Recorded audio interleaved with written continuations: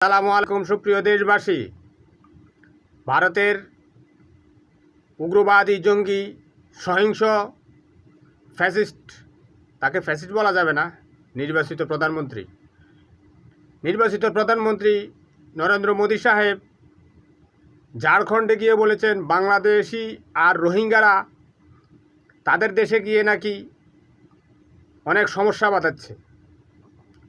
এই মোদি কিছুদিন আগে বলেছে তার সাথে মহাত্মার সাথে দেখা হয়েছে। হিন্দিতে মহাত্মা বলে তাদের ঈশ্বর ভগবানকে।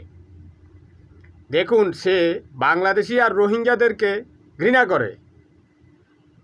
এই যে মানুষের মধ্যে ঘৃণা, যে মানুষকে ঘৃণা করে তার সাথে কি ভগবানের সাথে বা ঈশ্বরের সাথে কথা হতে পারে? কত বড় হাস্যকর! যে মানুষকে ঘৃণা করে, ভগবান ঈশ্বর মানুষের জন্য পৃথিবী তৈরি করেছে, যে মানুষকেই ঘৃণা করে তার সাথে ভগবান কথা বলবে?